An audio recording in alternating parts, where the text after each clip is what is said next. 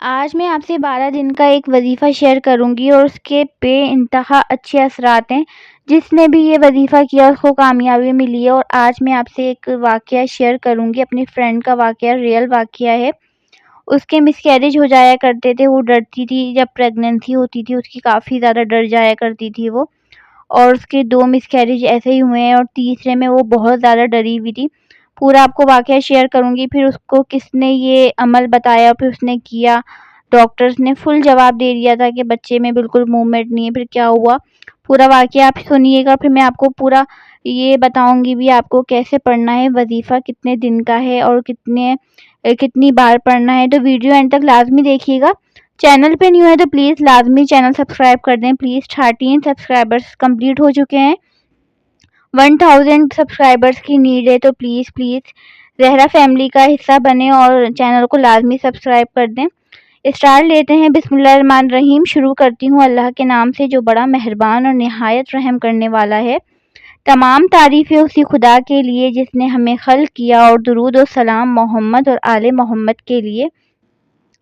تو واقعہ پہلے میں آپ کو بتا دوں، اس کے بعد میں آپ کو عمل بتاؤں گی. واقعہ یہ ہے کہ میری ایک فرینڈ تھی، اس کی شادی ہوئی تو 2 اس کے مس کیریج ہو گئے تھے تیسرے مہینے میں. مطلب چوتھا مہینہ لگنے ہی نہیں دیتے تھے، تیسرے مہینے میں ہی مس کیریج اس کے ہو جاتے تھے.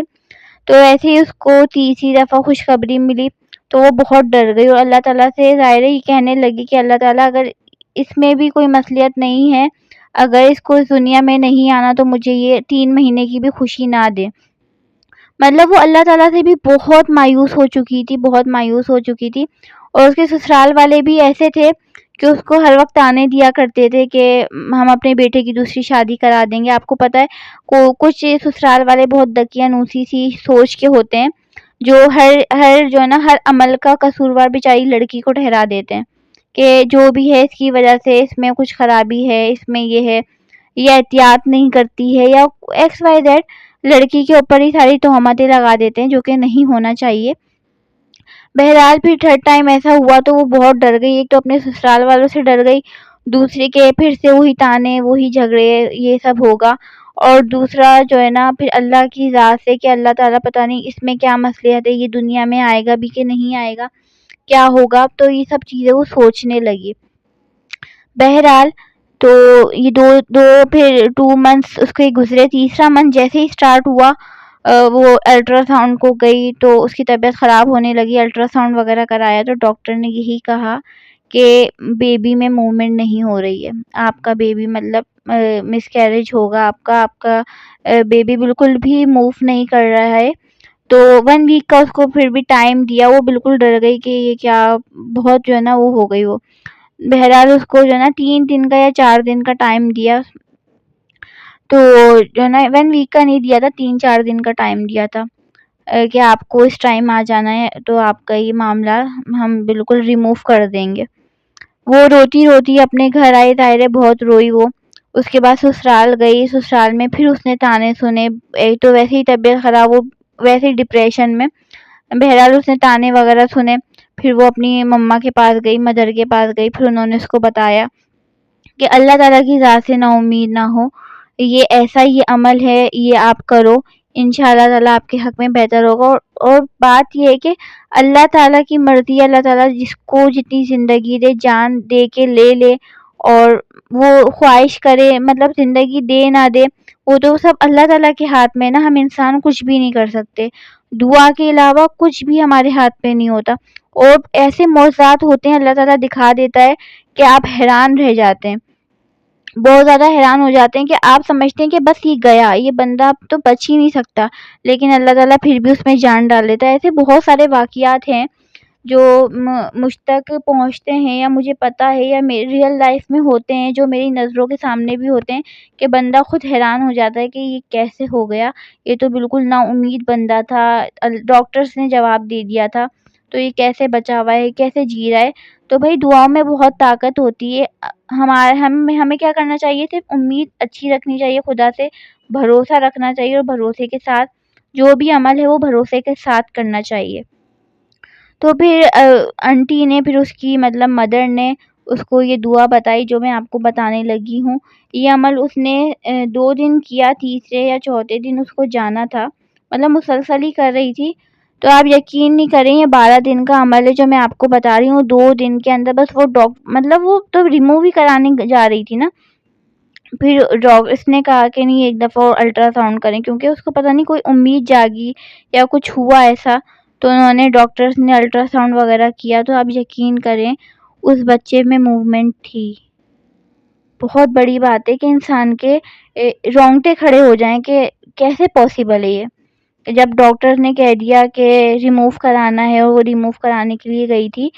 تو بس مطلب دیکھیں وظیفوں کا اور دعاؤں کا کتنا اثر ہوتا ہے کہ اللہ جس کو جان لے لے، جس کی جان واپس دے دے، یہ تو اللہ تعالیٰ کے ہاتھ میں۔ جب اللہ تعالیٰ پیٹ میں بچے کو زندگی دے سکتا ہے، 9 مہینے بچہ پیٹ میں رہ کے پل سکتا ہے، تو اللہ تعالیٰ کیوں اس میں جان اور حرکت پیدا نہیں کر سکتا؟ اللہ تعالیٰ سب کچھ کر سکتا ہے، اللہ تعالیٰ کے ہاتھ میں سب کچھ ہے، صرف ایک کن کی دیر ہوتی ہے، خدا تعالیٰ سب کچھ کر سکتا ہے۔ تو بات یہ ہے کہ وہ اتنی خوش ہو گئی ماشاءاللہ سے۔ پھر 2 بیبی تو اس کے مس کیریج ہو گئے تھے، تیسرا اللہ کا لاکھ لاکھ شکر ہے الحمدللہ آج 3 سال کا ہو چکا ہے۔ وہ ماشاءاللہ سے بہت خوش ہے اور بالکل سلامت ہے، کوئی تکلیف نہیں، کوئی اذیت نہیں۔ لیکن اس نے 12 دن کا یہ عمل تھا، 12 دن کا عمل اس نے کمپلیٹ کیا تھا، اس نے پورے 12 دن کا عمل کمپلیٹ کیا تھا۔ عمل کیا ہے میں بتا دیتی ہوں۔ عمل یہ ہے یا بدیع العجائب بالخیر یا بدیع، یہ والی دعا آپ کو پڑھنی ہے 12 دن کے اندر، آپ کا مقصد پورا ہو جائے گا۔ یہ دعا آپ کو پڑھنی ہے 1200 دفعہ نماز عشاء کے بعد۔ صحیح، کوئی بھی مصیبت ہو، کوئی پریشانی ہو، یا آپ کو اسکرین پہ دعا نظر بھی آ رہی ہے، 12 دن کے اندر آپ کو مقصد میں کامیابی مل جائے گی۔ اور اگر کسی کے مقصد میں کامیابی نہیں ملتی کسی کو، تو وہ اللہ تعالیٰ کی مصلحت ہے۔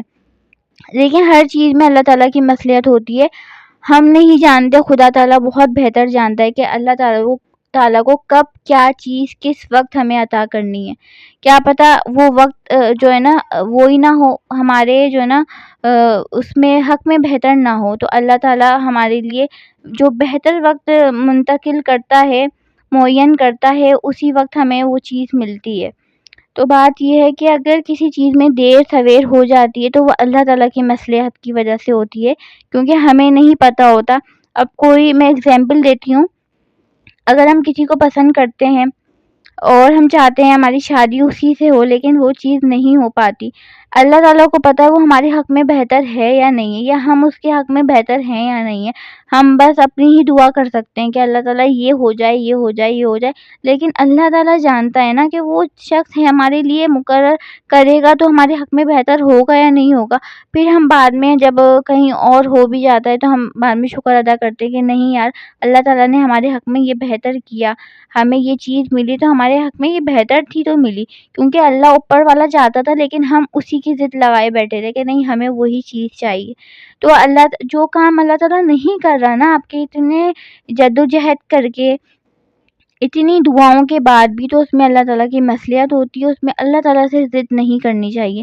لیکن یہ وظائف ہوتے ہیں، دعائیں ہوتی ہیں جس پہ ہمیں پورا بھروسہ اور اپنی ساری توجہ کے ساتھ وہ کرنا چاہیے، اور ایک ہی ٹائم باندھنا چاہیے۔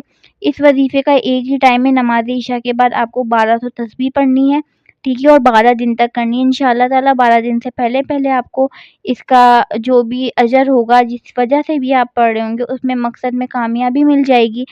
تو آپ کوئی بھی مقصد ہو، آپ کا کوئی کام رکا ہوا ہو، یا اولاد چاہیے ہو، یا رزق پیسہ چاہیے ہو، یا کوئی لڑائی جھگڑے ہوں اسے ختم کرانا ہو، کسی کا میل جول کرانا ہو، کوئی بھی مقصد ہو آپ کو، اس میں آپ کو ضرور انشاءاللہ تعالیٰ کامیابی ملے گی۔